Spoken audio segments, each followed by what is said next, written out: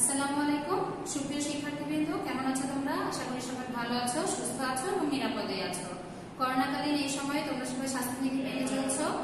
অবশ্যই স্বাস্থ্যবিধি মেনে বাইরে যাওয়ার সময় যেতে হবে, আবার ঘরে যখন থাকবে তখনও কি করতে হবে, ভালো করে হ্যান্ড স্যানিটাইজার দিয়ে বা হ্যান্ড ওয়াশ দিয়ে কিছুক্ষণ পর পর অবশ্যই হাতটা পরিষ্কার করবে।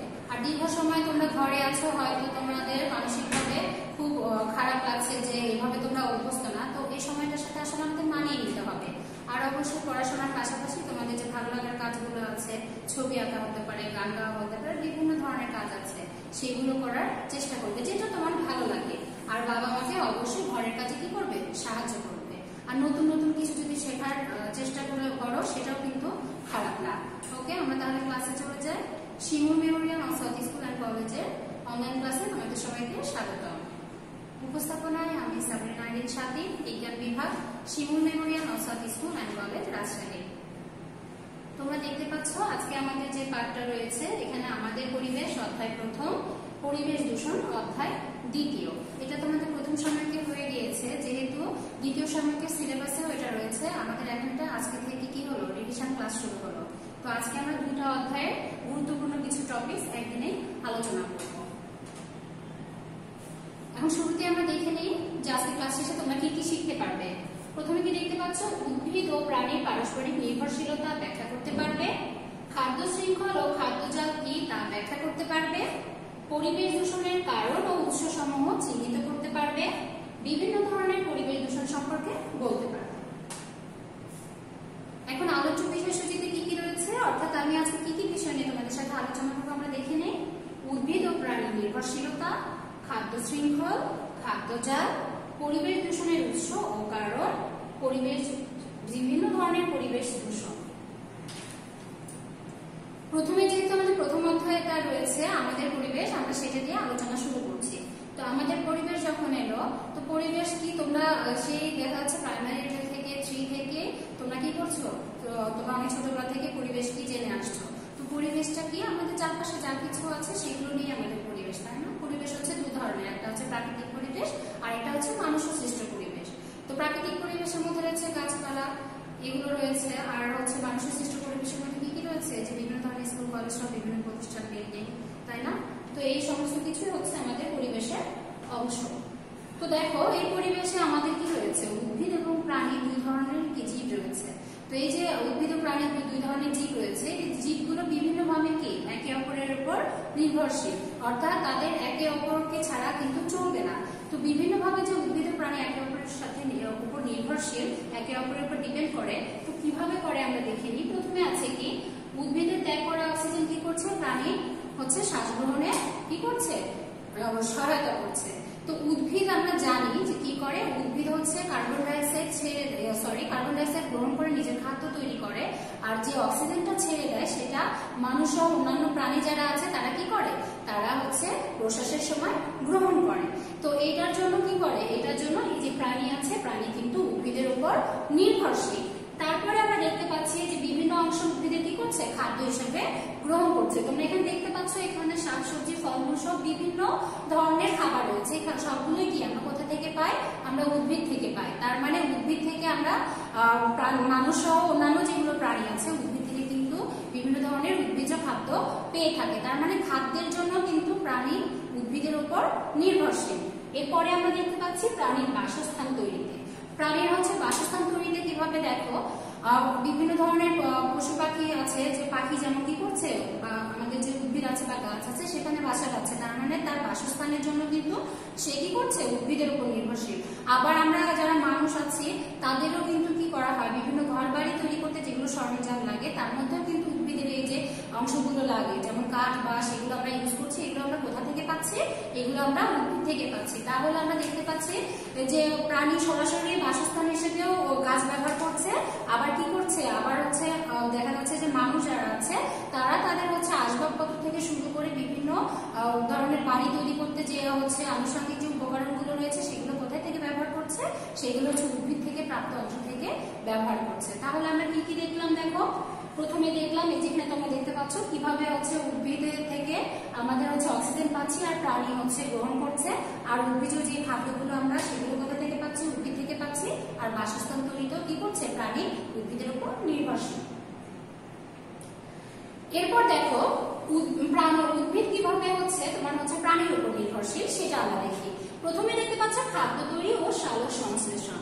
আমরা কি জানি, আমরা কিছুক্ষণ আগেও বললাম যে উদ্ভিদ কি করে, উদ্ভিদ হচ্ছে সূর্যের আলোর উপস্থিতিতে কি করছে, এখানে তোমরা একটা ছবি দেখতে পাচ্ছ, সূর্যের আলোর উপস্থিতিতে কি করছে, কার্বন ডাই অক্সাইড আর হচ্ছে আমরা যে কার্বন ডাই অক্সাইডটা ছেড়ে দিচ্ছি, অর্থাৎ প্রাণী যে কার্বন ডাই অক্সাইডটা ত্যাগ করছে, সেই কার্বন ডাই অক্সাইড পানি আর এই যে সূর্যের আলো সহযোগে কি করছে, উদ্ভিদ যেগুলো সবুজ অঙ্গ রয়েছে সেখানে কি করছে, খাদ্য তৈরি করছে।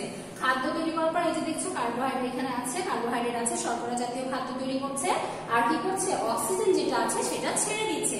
সেই অক্সিজেনটা কি করছে, প্রাণী তোমার শ্বাসকার্যে বা প্রশ্বাস হিসেবে গ্রহণ করছে। তাহলে এটা দেখলাম, এখানে একটা টার্ম দেখতে পাচ্ছ তাই না, সালোক সংশ্লেষণ। তাহলে সালোক সংশ্লেষণ কি, যে প্রক্রিয়ায় সবুজ উদ্ভিদ কি করে, সূর্যের আলোর উপস্থিতিতে খাদ্য তৈরি করে, সেটাকে আমরা কি বলছি, সেটাকে আমরা সালোক সংশ্লেষণ বলছি। আরো যদি সুন্দর করে ইলাবোরেটলি বলতে যাও তাহলে কিন্তু এই অংশটুকু উল্লেখ করতে হবে যে কার্বন ডাই অক্সাইড পানির সহযোগে কি করছে, শর্করা জাতীয় খাদ্য তৈরি করছে এবং অক্সিজেন উৎপন্ন করছে। এই প্রক্রিয়াটাকে আমরা কি বলছি, এই প্রক্রিয়াটাকে আমরা বলছি সালোক সংশ্লেষণ। এরপরে দেখছো পরাগায়ন ও বীজের বিস্তরণ। এর জন্য কি উদ্ভিদ হচ্ছে প্রাণীর উপর নির্ভরশীল। তাহলে পরাগায়নটা আমরা একটু দেখে নিই। পরাগায়ন কি, এই যে তোমরা এখানে একটা ছবি দেখতে পাচ্ছ, এখানে কি দেখতে পাচ্ছ, ফুলের এই যে এখানে কতগুলো অংশ দেখতে পাচ্ছ না মাঝে, এটাকে আমরা কি বলি, এটাকে আমরা বলি ফুলের যে রেণু থাকে। তোমরা যদি বিভিন্ন ধরনের ফুল, বিশেষ করে জবা ফুলে যদি হাত দাও খুব সহজেই বুঝতে পারবে। মাঝখানে যে লম্বা অংশটা আছে যদি আঙুল টান দিয়ে টাচ করো দেখবে হাতে গুড়ি গুড়ি কি হচ্ছে, টানা টানা লেগে গেছে। এটাই হচ্ছে কি, এটাই হচ্ছে পরাগরেণু। তো দেখো একটি ফুলের পরাগরেণু যখন অন্য ফুলে কি হবে, পরাগধানীতে বা গর্ভমুণ্ড পতিত হবে, তখন সেটাকে কি বলবে, পরাগায়ন বলবে। তো এখানে দেখতে পাচ্ছ মৌমাছি কি করেছে, একটা ফুলে বসেছে। তো মৌমাছির গায়ের সাথে কি হবে, মৌমাছি তো আসলে এখানে মধু খেতে বসেছে, তার গায়ের সাথে পরাগরেণুটা কি হবে, লেগে যাবে। সেই ও যখন আরেকটা আবার হচ্ছে তোমার উদ্ভিদে গিয়ে বসবে বা আরেকটা ফুলে গিয়ে বসবে, তার গায়ে যে পরাগরেণুটা লেগেছিল সেটা কিন্তু পরে কি হবে, ওই যে ফুলটা আছে সেই ফুলের পরাগধানীতে স্থানান্তরিত হবে। তোমরা এখানেও দেখতে পাচ্ছ যে এখানে তোমার হচ্ছে এখান থেকে মনে করে এই মৌমাছিটা বসেছিল, এখান থেকে তার গায়ের সাথে কিন্তু কি হয়েছে, পরাগরেণু লেগে গেছে। সেখান থেকে গিয়ে আস্তে আস্তে যখন আবার এই ফুলে বসেছে, তখন এই মাঝখানে যে অংশটুকু দেখছো, তখন এখানে যখন পড়লো, ওখান থেকে পরাগরেণু এভাবে ফুলের মাঝখানে গর্ভদণ্ড দিয়ে, এই যে গর্ভমুণ্ড আছে কি হবে, এই পরাগধানী দিয়ে কি হবে, এই গর্ভমুণ্ডে এসে পতিত হবে। এভাবে এক ফুল থেকে আরেক ফুলে কি হচ্ছে, পরাগরেণু স্থানান্তরিত হচ্ছে। এই যে প্রক্রিয়াটা, এই পুরো প্রক্রিয়াটাকে কি বলছে, পরাগায়ন বলছে। তাহলে পরাগায়ন আমরা দেখলাম, পরাগায়ন আসলে বিভিন্ন ভাবে হতে পারে, প্রাণীর মাধ্যমে হতে পারে, আবার হচ্ছে তোমার দেখা যাচ্ছে বাতাসের মাধ্যমে, অর্থাৎ হচ্ছে এটা নিজে নিজেও হতে পারে, ওখানে কোনো বাহকের দরকার হয় না। তো প্রাণীর মাধ্যমে হলে মৌমাছি আছে, তারপরে তোমার পাখি আছে, এরা কিন্তু কি করে, বাদুড় আছে, এরা হচ্ছে পরাগায়নে সাহায্য করে। এরপরে আমরা বলেছিলাম বীজের বিস্তরণ। তাহলে বীজের বিস্তরণটা কি, বিস্তরণ শব্দ শুনে বুঝতে পারছো যেটা কি করবে, বিস্তার লাভ করবে, অর্থাৎ ছড়িয়ে যাবে। এটা মূলত কি মাতৃ উদ্ভিদ থেকে, তার মানে তোমার মূল যেটা উদ্ভিদ, সেই উদ্ভিদ থেকে কি হবে, সেই উদ্ভিদ থেকে বিভিন্ন স্থানে বীজটা কি করবে, ছড়িয়ে পড়বে, বিভিন্ন ভাবে ছড়িয়ে পড়তে পারে। আমি বললাম যে কিছুক্ষণ আগে, দেখো এটা কিন্তু কোনো হচ্ছে প্রাণীর মাধ্যমে ছড়িয়ে পড়ছে না, এটা বায়ুর মাধ্যমে কি হচ্ছে, বায়ুর মাধ্যমে ছড়িয়ে পড়ছে। এই বীজগুলো, এই ধরনের যেগুলো পাতলা বীজ আছে যেসব উদ্ভিদের, সেসব কিন্তু বাতাসে কি করে, ছড়িয়ে পড়ে। এখানে তোমরা ছবি দেখতে পাচ্ছ, এখানে দেখতে পাচ্ছ বিভিন্ন ধরনের প্রাণী রয়েছে, কাঠবিড়ালি রয়েছে, মৌমাছি রয়েছে, তাই না। তো এগুলোর মাধ্যমে কি হয়, এগুলো প্রাণীর মাধ্যমে বীজের কি হতে পারে, বিস্তরণ হতে পারে। যেমন দেখো পাখি একটা ফল খেলো, ফল খাওয়ার পরে কি হলো, সে ফলটা যখন খেলো তার ভিতরে কিন্তু কি হয়ে গেল, তোমার হচ্ছে বীজটাও চলে গেল। তারপরে পাখি যখন মলত্যাগ করবে দূরবর্তী কোনো জায়গায় গিয়ে, তখন তার কিন্তু মলের সাথে সে কি হবে, বীজটা সেই জায়গায় পড়ে যাবে। তার মানে সে খেলো আর জায়গায় কিন্তু মলত্যাগ করলো গিয়ে আরেক জায়গায়, তাহলে এভাবে কি হলো, বীজের বিস্তরণ হয়ে গেল, মানে বীজটা ছড়িয়ে পড়লো। আবার দেখো এখানে একটা তোমরা গাছ দেখতে পাচ্ছ, নিচে দেখতে পাচ্ছ পানি। অনেক সময় হয় কি, তোমার হচ্ছে বীজটা হচ্ছে পানিতে ভেসে গিয়ে দূরবর্তী স্থানে কি হতে পারে, দূরবর্তী কোনো স্থানে গিয়ে তীরে ঠেকে গেল, তখন সেখানেও কি হতে, বীজ থেকে চারা উৎপন্ন হতে পারে। যেমন দেখো নারকেল গাছ, তোমার সমুদ্র উপকূলবর্তী যেগুলো এলাকা আছে বা কোনো দেখা যাচ্ছে যে নদীর ধারে হয়তো নারকেল গাছ বা এই ধরনের আছে, তখন কি হচ্ছে, হয়তো গাছ থেকে নারকেল পড়ে গেল, সেটা ভাসতে ভাসতে গিয়ে এক সময় কি হলো, কোনো একটা তীরে ঠেকে গেল, সেখান থেকে কি হবে, পরবর্তীতে নতুন উদ্ভিদ জন্ম নেবে। এভাবে আমরা দেখতে পাচ্ছি যে বাতাসের মাধ্যমে হতে পারে, মৌমাছি হতে পারে, বিভিন্ন ধরনের প্রাণী হতে পারে, এগুলোর মাধ্যমে কি হবে, এগুলোর মাধ্যমে বীজ এক জায়গা থেকে আরেক জায়গায় ছড়িয়ে পড়বে। এতে করে কি হচ্ছে, আমাকে মানুষ যেরকম বীজ এক জায়গায় দিয়ে গাছ লাগাচ্ছে, সেখান থেকে চারা উৎপন্ন হচ্ছে। সবসময় যে মানুষকে গাছ লাগিয়ে বীজটা নিজের হাতে বহন করে নিয়ে যেয়ে হচ্ছে বীজের বিস্তরণ করতে হবে এমন কিন্তু না। আমরা দেখলাম যে বিভিন্ন উপায় কি হতে পারে, বীজের বিস্তরণ হতে পারে। তাহলে তোমাদের যদি সংজ্ঞা আসে সালোক সংশ্লেষণ কি, বীজের বিস্তরণ কি, পরাগায়ন কি, আশা করি তোমরা সুন্দর করে গুছিয়ে লিখতে পারবে। এরপরে আমরা একটা টার্ম দেখছি, সেই টার্মটা কি, খাদ্য শৃঙ্খল, তাই না? তো খাদ্য শৃঙ্খলটা কি, এখানে একটা কথা আছে যে বাস্তু সংস্থানে উদ্ভিদ থেকে প্রাণীতে শক্তি প্রবাহের যে ধারাবাহিক প্রক্রিয়া, সেই প্রক্রিয়াটাকে আমরা বলছি খাদ্য শৃঙ্খল, তাই না? বাস্তু সংস্থানটা কি, এর আগেও তোমাদের বলেছি, আমাদের পরিবেশে উদ্ভিদ, জীব ও জড়ের মধ্যে যে কি পারস্পরিক ক্রিয়া প্রতিক্রিয়া রয়েছে, সেটাকে আমরা কি বলছি, সেটাকে আমরা বলছি কি বাস্তু সংস্থান, তাই না? উদ্ভিদের সাথে প্রাণীর একটা ক্রিয়া রয়েছে, সূর্যের আলো জড় বস্তু রয়েছে পরিবেশে, এই সূর্যের আলো, অক্সিজেন, এগুলো জড় বস্তু। এইগুলো কি হচ্ছে, এই জড় পদার্থগুলো কিন্তু আমাদের হচ্ছে প্রাণীর উপরে কিন্তু একটা ইফেক্ট রয়েছে। যেমন খাদ্য তৈরিতে উদ্ভিদ কি করছে, সূর্যের আলো ব্যবহার করছে, অক্সিজেন ছেড়ে দিচ্ছে, সেটা আমরা গ্রহণ করছি, কার্বন ডাইঅক্সাইড আমরা ছেড়ে দিচ্ছি, গ্রহণ করছে। তাহলে সবার সাথে সবার একটা যে জীব জড়ের যে সম্পর্ক, এটা হচ্ছে কি বাস্তু সংস্থান। তাহলে এখানে দেখতে পাচ্ছ বলছে প্রাণীদের শক্তি প্রবাহের ধারাবাহিক প্রক্রিয়া। তো আমরা জানি কি খাদ্যের মাধ্যমে কি হয়, শক্তি প্রবাহ হয়, তাই না? তো সেই শক্তিটা কি হচ্ছে, প্রবাহিত হচ্ছে। তোমরা এখানে দেখতে পাচ্ছ আরেকটা কথা, যে যে কোনো খাদ্য শৃঙ্খলের কি তোমার হচ্ছে উৎস কোথায় থেকে, এই যে সবুজ হচ্ছে উদ্ভিদ দেখতে পাচ্ছ, এই সবুজ উদ্ভিদ থেকে কি হবে, খাদ্য শৃঙ্খলের শুরু হবে। তো দেখতে পাচ্ছ সবুজ উদ্ভিদকে কি করেছে, এখানে একটা ঘাস করে দেখতে পাচ্ছ, সে কি করছে, তোমার ঘাস খাচ্ছে, তারপরে একে আবার কে খাচ্ছে, ব্যাঙ খাচ্ছে। তো এ তো খাবারটা কেন খাচ্ছে, এ তো শক্তি উৎপাদনের জন্যই খাচ্ছে। একে আবার যখন ব্যাঙ খাচ্ছে, ও শক্তি সংগ্রহের জন্য খাচ্ছে। তারপর দেখো ব্যাঙকে সাপ খাচ্ছে, সাপকে কি করছে, এখানে দেখো ঈগল আছে, ও তারপরে কোথায় যাচ্ছে, তারপরে কিন্তু এটা এই শক্তিটা কি হচ্ছে পরিবেশে ছড়িয়ে পড়ছে। তাহলে আমরা কি দেখছি, শক্তিটা কিন্তু একটা চেন কিরকম, একটার সাথে একটা কি আটকে থাকে না, তোমরা চেন দেখেছো তো?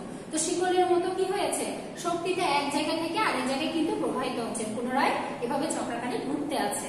তাহলে শক্তি প্রবাহের যে প্রক্রিয়াটা, এটাকে আমরা বলছি কি, এই যে উদ্ভিদ থেকে প্রাণীতে বিভিন্ন ভাবে যে শক্তি প্রবাহিত হচ্ছে পর্যায়ক্রমে, এটাকে আমরা বলছি কি, এটাকে বলছি খাদ্য শৃঙ্খল। তাহলে খাদ্য শৃঙ্খল জিনিসটা আশা করি তোমরা বুঝতে পেরেছো। এরপরে দেখো খাদ্য জাল। আমরা খাদ্য শৃঙ্খল দেখলাম, ওখানেও খাদ্যের সাথে রিলেটেড শক্তি প্রবাহিত হচ্ছে। জাল থেকে অবশ্যই বুঝতে পারছো, জাল জিনিসটা দেখতে গেলে ছড়িয়ে ছিটিয়ে একজনের সাথে আরেকজন কি আঁকড়ে, মানে কোনো না কোনো ভাবে কানেক্টেড।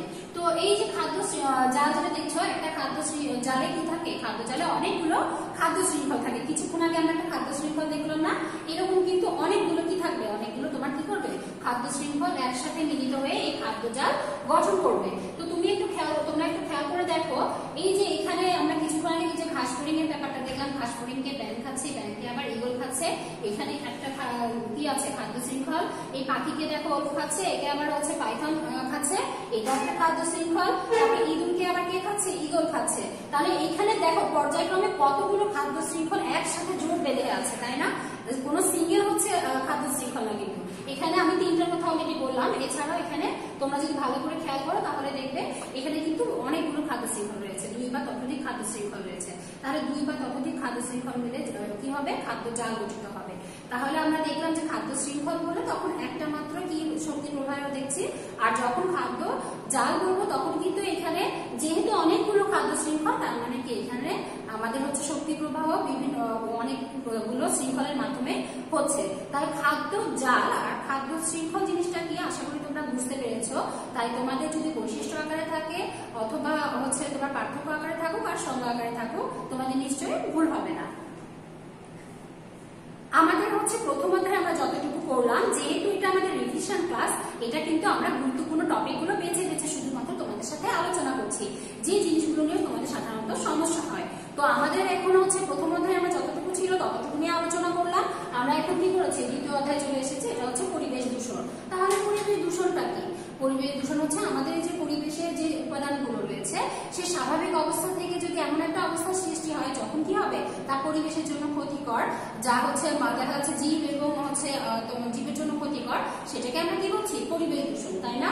তো পরিবেশ দূষণ যখন আমরা করতে আসছি, তখন দেখো পরিবেশ দূষণ তো আমরা দেখলাম যে পরিবেশ দূষণ বিভিন্ন ভাবে হতে পারে। তার মধ্যে কি রয়েছে? বায়ু দূষণ রয়েছে, শব্দ দূষণ রয়েছে, মাটি দূষণ রয়েছে, পানি দূষণ রয়েছে।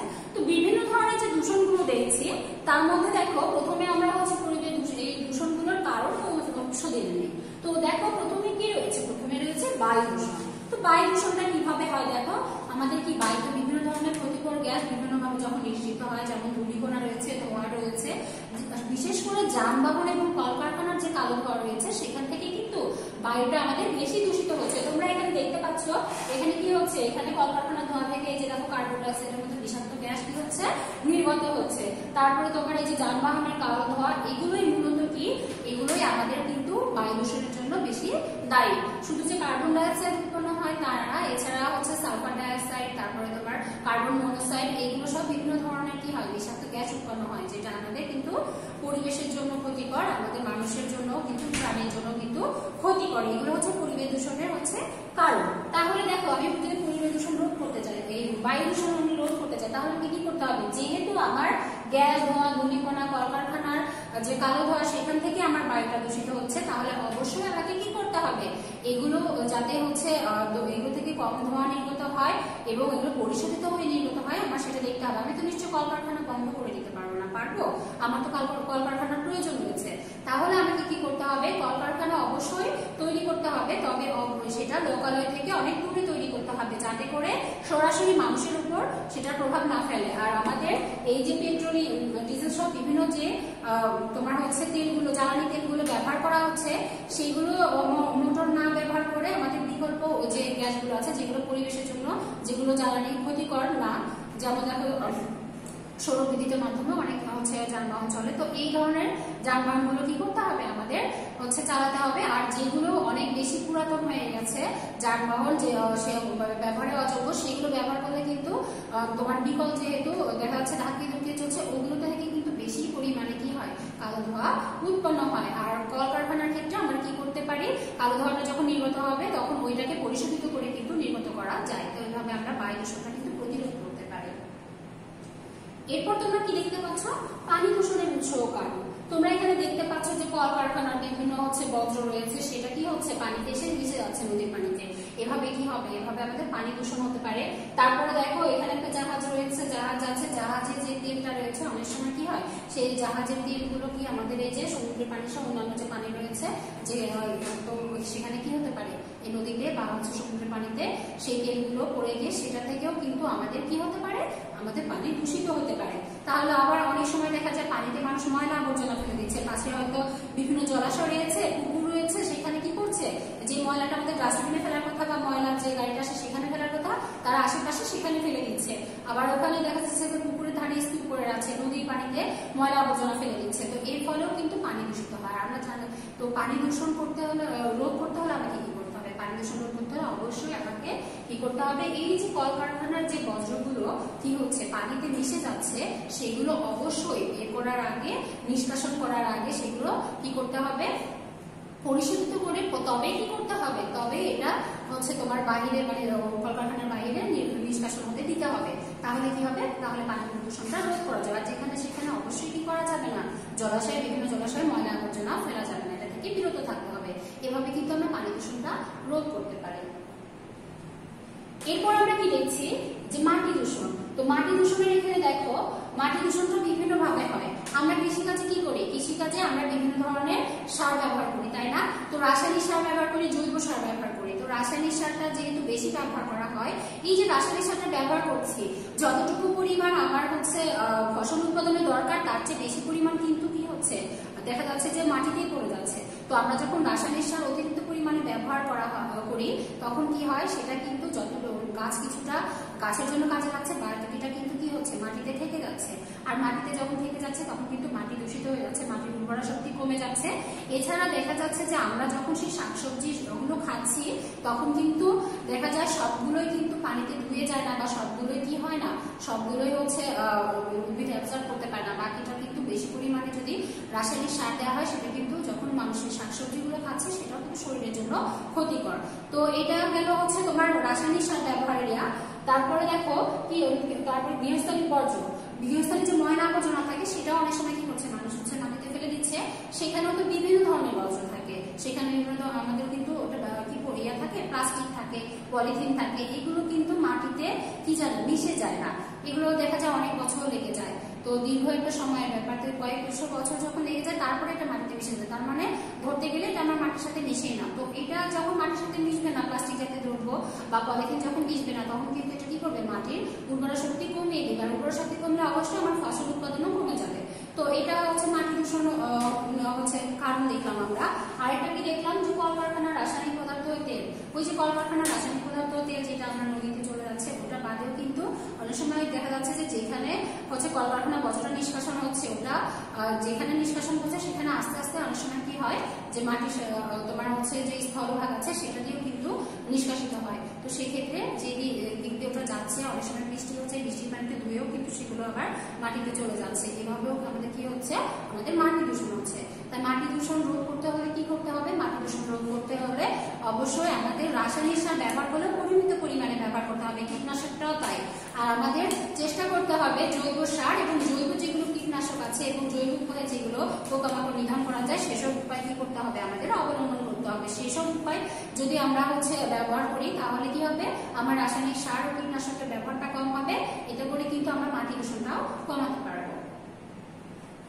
এরপর দেখো শব্দ দূষণের উৎস ও কারণ। শব্দ দূষণের উৎস হিসেবে কি রয়েছে, দেখো উচ্চস্বরে গান বাজানো। উচ্চস্বরে অনেক সময় হয় না, পাশের বাড়িতে দেখা যাচ্ছে কোনো অনুষ্ঠান হচ্ছে, বা এমনি এমনি অনেকের অভ্যাস আছে গান শুনে কি অনেক লাউড স্পিকারে দিয়ে, যেটা তার নিজেই শুধু শুনলে হবে, এত জোরে শুনে যে আশেপাশে যারা আছে তাদের অনেক সমস্যা হয়। তো উচ্চস্বরে গান বাজনা বাজানো, আবার মাইকিং হয় রাস্তাঘাটে দেখবে বিভিন্ন সময়। তো মাইকিং বিভিন্ন ঘোষণা দেওয়ার জন্য বা বিভিন্ন প্রচারণার জন্য মাইকিং হয়। তো ওই মাইকের যে আওয়াজটা আছে সেটাও কিন্তু কি শব্দ দূষণের কারণ।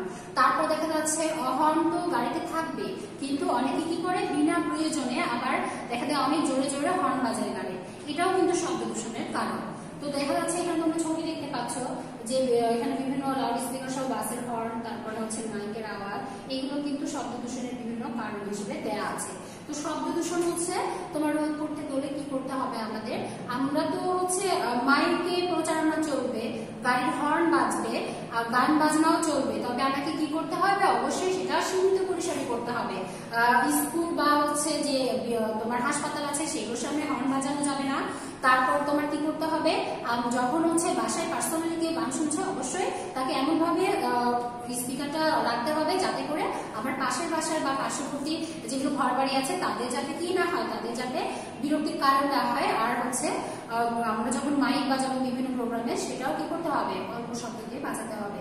এতে করে কিন্তু আশেপাশে যারা আছে তাদেরই শুধু ক্ষতি হচ্ছে তা না, আর যে শুনছে, যে বাড়িতে বাজছে, তারও কিন্তু ক্ষতির কারণ হতে পারে। আমরা জানি যে এতে করে কি হতে পারে, মানুষ কিন্তু বধিরও হয়ে যেতে পারে শব্দ দূষণের ফলে।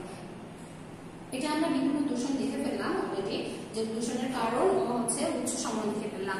এখন এই যে দূষণ আমরা কারণ দেখলাম, কিভাবে প্রতিকার করা যায় মোটামুটি আমি সেগুলো একটু করে আলোচনা করেছি। এখন দেখো এই যে পরিবেশ যে দূষণ হচ্ছে, দূষণের প্রভাবটা কি আমাদের উপরে, জীবের উপরে, তারপরে জলের উপরে, পরিবেশের অন্যান্য বস্তুর উপরে। দেখো মানুষ, জীবজন্তু, পরিবেশের ক্ষতি হয়। কিভাবে ক্ষতি হয়, আমরা দেখছি যে মানুষের বিভিন্ন রোগ হয়। আমাদের যে শব্দ দূষণ রয়েছে, আমি বললাম শব্দ দূষণের পরে মানুষ বধির হয়ে যেতে পারে।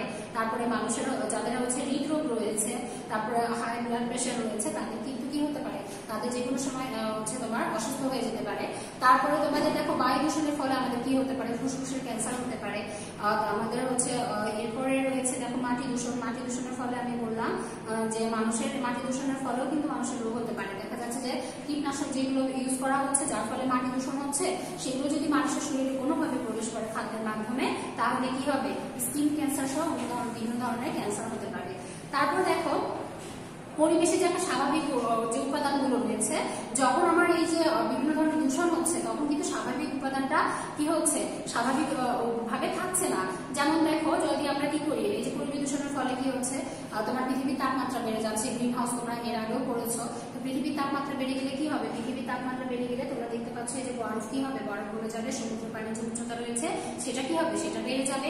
তারপর দেখো আবার যে পরিবেশ থেকে অক্সিজেনটা আমরা গ্রহণ করি, আর উদ্ভিদ যে কার্বন ডাইঅক্সাইডটা ছেড়ে দিচ্ছে, এখন গাছপালার পরিমাণ যদি কমে যায়, তাহলে কি হবে, দেখো কার্বন ডাইঅক্সাইড আর অক্সিজেনের একটা নর্মাল পরিমাণ আছে, যেটা কি তোমার হচ্ছে প্রকৃতিতে ওটা ন্যাচারালি থাকে, ওটা কিন্তু আমাদের জন্য ক্ষতিকর না। কিন্তু যখন এটা পরিমাণ বেড়ে যাবে, আমরা যদি গাছপালার পরিমাণ কমে যায় পরিবেশ দূষণের ফলে, তাহলে কি হবে, এই যে উদ্ভিদ রয়েছে এগুলো আমাদের যে কার্বন ডাই অক্সাইড গুলো অ্যাবজর্ব করছে তখন তো সে এগুলো শোষণ করতে পারছে না, তাহলে অতিরিক্ত কার্বন ডাই অক্সাইডটা পরিবেশে থেকে যাচ্ছে, সেটার জন্য কিন্তু জীবের বা প্রাণীর কি হবে, আমাদের যে প্রাণী বা মানুষ আছে তাদের কিন্তু ক্ষতি হয়ে যাবে, তারা কিন্তু ঠিক মতো কি করতে পারবে না, অক্সিজেন সরবরাহটা তখন হবে না, কারণ অক্সিজেনের আমাদের উৎসই হচ্ছে উদ্ভিদ। তো এইভাবে আমাদের কি হচ্ছে, জীবজন্তু পরিবেশের ক্ষতি হচ্ছে, বিভিন্ন ধরনের রোগ হচ্ছে, জীবজন্তুর আবাসস্থল নষ্ট হয়।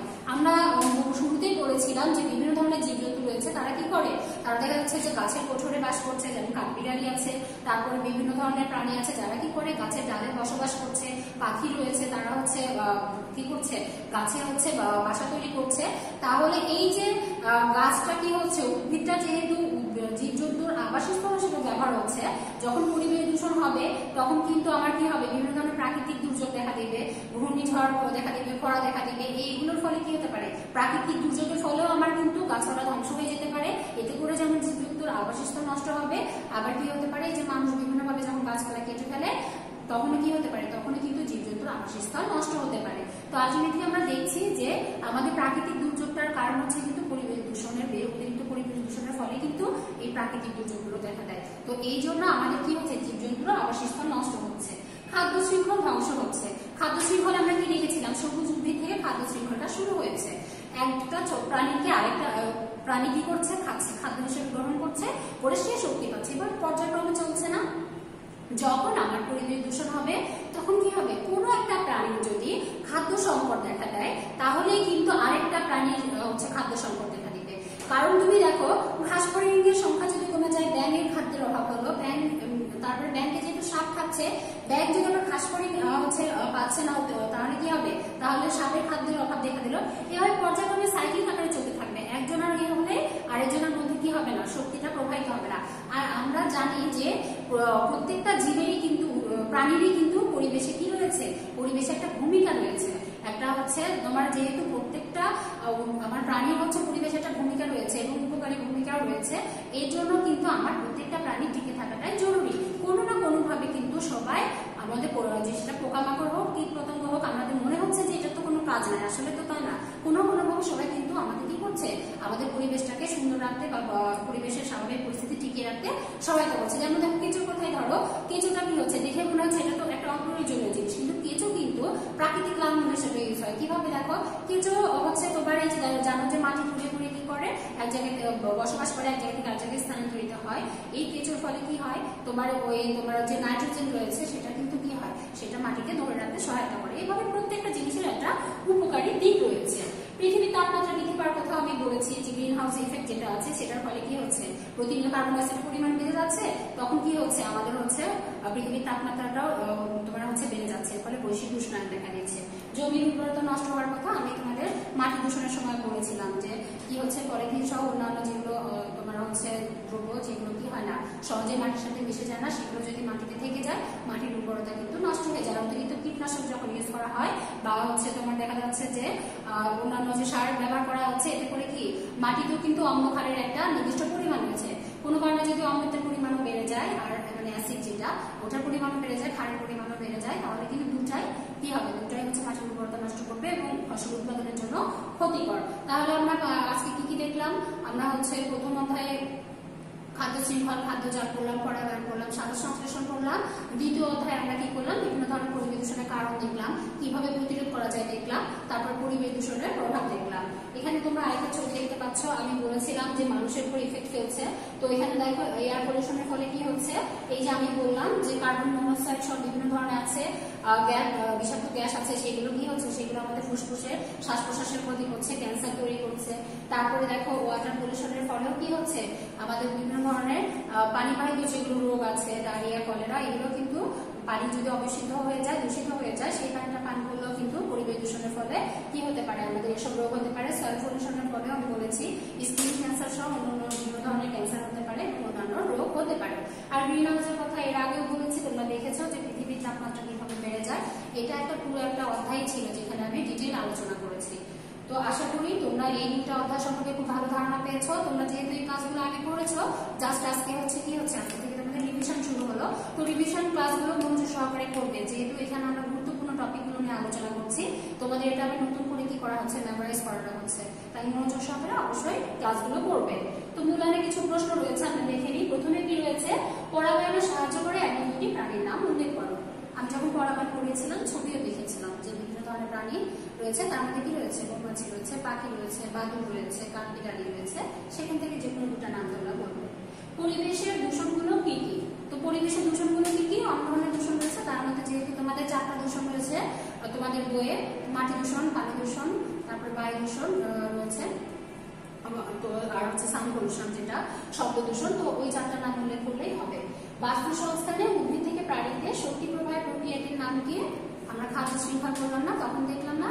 তো শক্তি প্রবাহের যে হচ্ছে প্রক্রিয়াটি সেটার নাম হচ্ছে খাদ্য শৃঙ্খল। দূষণের ফলে জীবজন্তুর কি নষ্ট হচ্ছে? দূষণের ফলে জীবজন্তুর আবাসস্থল নষ্ট হচ্ছে। আজকের ক্লাস এতটুকু ছিল। আগামী দিন তোমাদের টপ টেস্ট রয়েছে। সবাই বাসায় থাকবে, ভালো থাকবে, সুস্থ থাকবে, স্বাস্থ্য মেনে চলবে। আল্লাহ।